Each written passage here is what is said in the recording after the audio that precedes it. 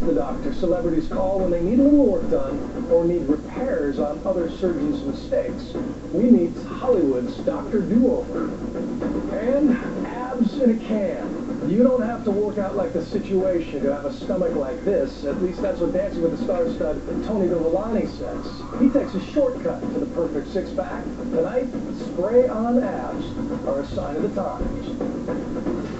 From the global resources of ABC News, with Terry Moran, Cynthia McFadden, and Bill Weir in New York City. This is Nightline, November 23rd, 2010. Good evening, everyone. I'm Bill Weir. Well, if there is a Tea Party movement determined to help all Palins prevail, they were no match for the Dirty Dancing contingent tonight. But even though Bristol Palin lost the Dancing with the Stars trophy, the family from Wasilla will not fade from the zeitgeist anytime soon, because Sarah Palin is launching a new 16-city book signing tour tonight. It will, coincidentally or not, take her to places one might visit if one were running for president. And the first stop is Phoenix. That's where we find John Berman. John?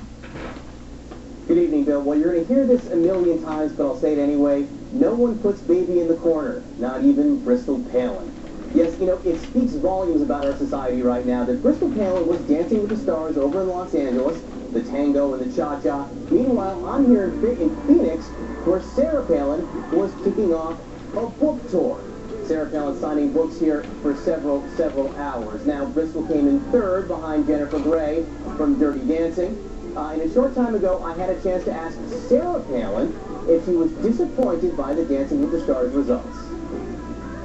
No, not at all. I mean, she's had the journey of, you know, the challenge and the improvement and the work ethic. And this has been all about work ethic and perseverance. And no, I couldn't be prouder. She's happy. She's very happy. Work ethic, hard work. Sarah Palin is clearly working hard right now, working for something. The question is, for what? We will now reveal that the couple in third place is Bristol and Mark. She didn't win. Jennifer and Dick! In the end, Bristol Palin is not the champion of Dancing with the Stars.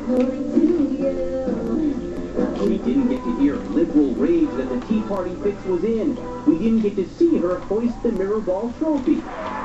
But then again, we did get to talk about Sarah Palin. Welcome to reality. Sarah Palin's reality. Sarah Palin's reality is multi-network, multimedia, and multitudinous. This week alone, we've seen her watching on Dancing with the Stars, commentating on Fox News, and clubbing on the Learning Channel. Oh, get on air.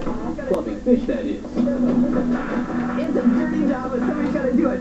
Sarah Palin's Alaska is a travelogue / reality show that takes us on all kinds of adventures in the nation's 49th state.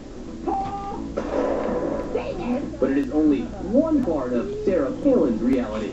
Sarah Palin has perfected the reality show candidacy, not just the TLC series, which isn't all that real, but her books, her tweeting, her Fox News appearances, all of which enables her to use the media, the mainstream media that she loves to deride.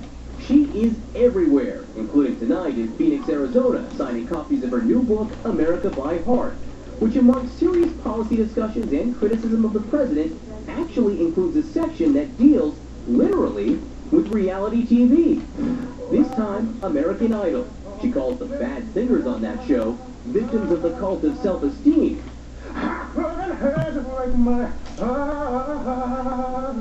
No one they've encountered in their lives, from their parents to their teachers to their president, wanted them to feel bad by hearing the truth. Her comments are about self-awareness and responsibility. Instead of facing tough economic reality, Americans are convinced, she says, that someone else will provide for them. It is classic Palin, a serious point shrouded in relatable terms, delivered in a way sure to generate buzz and controversy. And her supporters flat out love it. Thank you, sisters! That's why they lined up outside this bookstore before dawn. What are you doing here this morning before dawn in the freezing cold? I want to see Sarah Palin sign my book. Why do you want to see Sarah Palin so much? Because she's a woman of honor. Dude, not everyone feels that way. Listen to former First Lady Barbara Bush on CNN. I think she's very happy in Alaska, and I hope she'll stay there. The Senate commentator George Will on This Week. After the 2008 campaign, she had two things she had to do. She had to go home to Alaska and study, and she had to govern Alaska well. Instead, she quit halfway through her first term and shows up in the audience of Dancing with the Stars and other distinctly non-presidential venues. Still, Palin gets more searches on Google than all the other leading Republican presidential contenders combined. The reason the mainstream media and the establishment GOP have very mixed feelings about Sarah Palin is they can't control her. She does whatever she wants. She goes around them. She goes over their heads. Most of Sarah Palin's reality is on Sarah Palin's terms.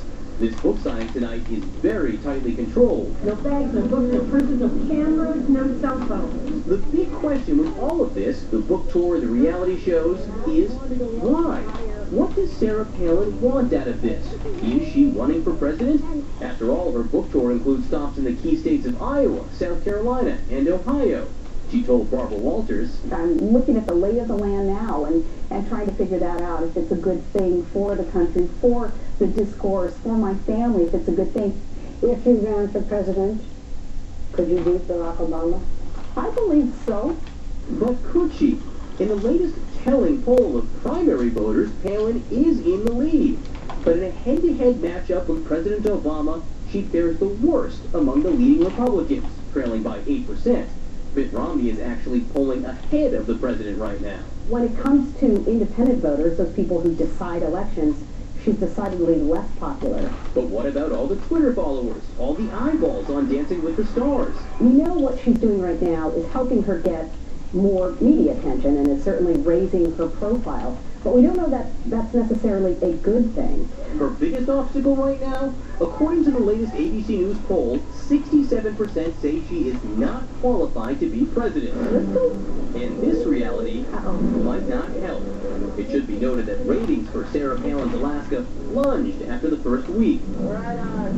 Right now, Palin's support network is a group of informal advisors that communicate mostly by BlackBerry.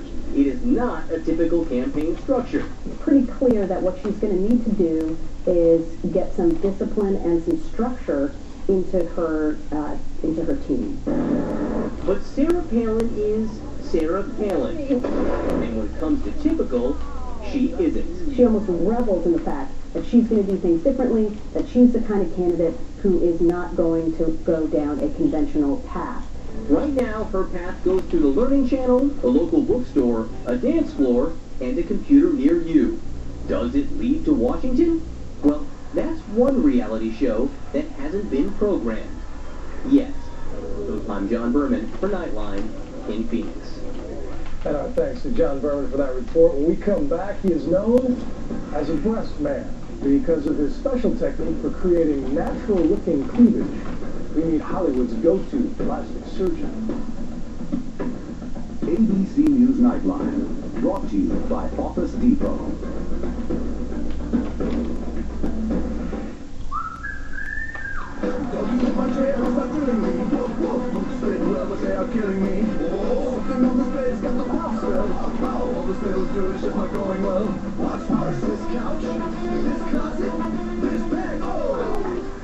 Eliminate 7 everyday odors and the things you can't wash with Febreze. Febreze gets rid of odors and leaves a light, fresh scent. Never a harsh smell. It's a breath of fresh air.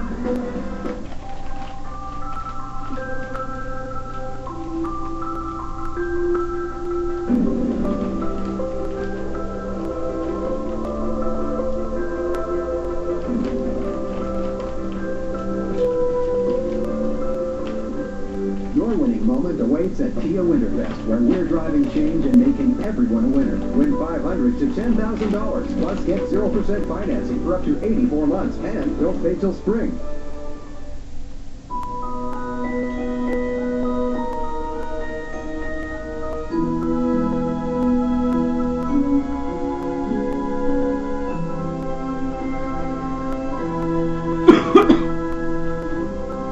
With up to 60% less on brand name gifts, you can afford to spoil everyone on your list this holiday season. Winners and HomeSense, your Christmas is covered. Dinner. This www.cookwithcampbells.ca/chicken broccoli divine is my favorite. Mine's cookwithcampbells.ca/tuna penne. Hi, guys. Let me guess.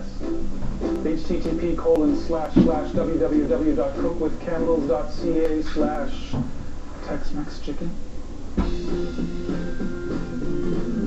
Discover weeknight dinners at CHEK at cookwithcampbells.ca.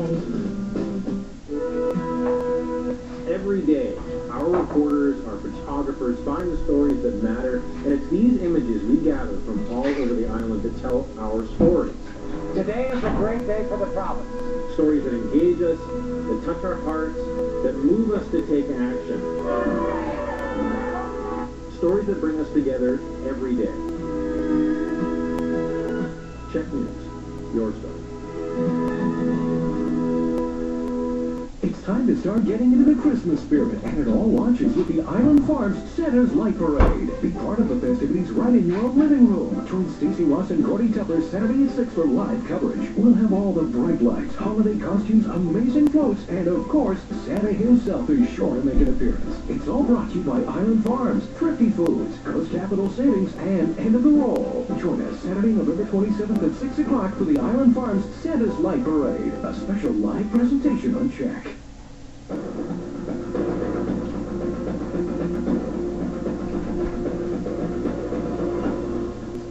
70% of top Hollywood stars have had some form of cosmetic surgery. That, according to a man who should know, because he's operated on a lot of them himself.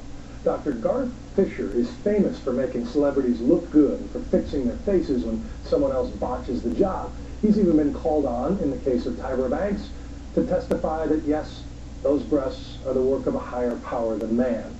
Juju Chang paid him a visit. Everywhere you look, it appears more than ever Hollywood has gone plastic. From the young to the old, the new dudes, the redos, and the extremes, the admissions, and the downright shockers. It's plastered all over reality TV, from Dancing with the Stars to The Hills, and by a slight eyebrow lift to the Kardashians. Across the country, nearly 10 million cosmetic procedures were performed last year. 300,000 breast enhancements, nearly 300,000 liposuctions, and 2.5 million Botox injections. If plastic surgery has a pecking order, Dr. Garth Fisher of Beverly Hills tops the A-list. His roster of high-wattage celebrities is endless. Brooke Burke is his ex-wife, but he's Hollywood's Dr. Fix-It. He's fixed Lisa Rinna's lips, Bruce Jenner's facelift, boosted Courtney's and Kendra's breasts. He's there to help all these megastars sculpt their look. What percentage of A-list Hollywood has had some work done? Probably 70%. They're all taking out their plastic for plastic, and it seems the key to survival in this cutthroat industry is to scalpel your way through. I've heard the metaphor that you're sort of the Michelangelo of plastic surgeons, and that the face is really your canvas. But what makes you the go-to surgeon in Hollywood? I'm a perfectionist, and I translate it with my hands. I appreciate beauty. I know what looks good and what doesn't, and I'll stand there till the end making it work. And it was lowered down here. Dr. Fisher is known around Tinseltown as a breast man. His special technique for natural-looking cleavage avoids the fake circular look in favor of the teardrop. There's a bodacious list of celebrities walking around with Fisher breasts. Kendra, Holly Madison, Kourtney Kardashian, Jenna Jameson, Katie Price, to name a few, all publicly boasting his handiwork. And it doesn't stop there. Kendra even put him on her reality show. Okay, what size bra do you wear now? Not even an A. And so did Holly Madison. If you can bring in 3 naked pictures and show me this is too big, this is too small. Okay. Tyra Banks even asked his expertise, a live exam to prove she hadn't gone under his or anyone else's knife. Tyra Banks says natural breasts, there's no implants. And on the Kardashians, he's performed a few nips and tucks on the family, but his most notable work was done not on the sisters, but on their stepdad, Bruce Jenner. The part of your face that was pulled, that's stayed, pulled, but the rest of it's kind of falling around it, and I think this looks older than it looks because this looks a little bit younger. A facelift gone wrong, and a bad plastic surgeon is what led him to Fisher. The former Olympic gold medalist got a redo. The fixes account for approximately 40% of his work. Like so many people just kind of make a, bad choice maybe earlier in which they hadn't done it. The problem was maybe having surgery too early and maybe too aggressive of a surgery, and there wasn't a lot of balance in the work. Just because you can do something doesn't mean you should do something. Heidi Montag became the modern poster girl for the addictive nature of plastic surgery after undergoing 10 procedures all at once. Here's a girl that, for me, she looked great before.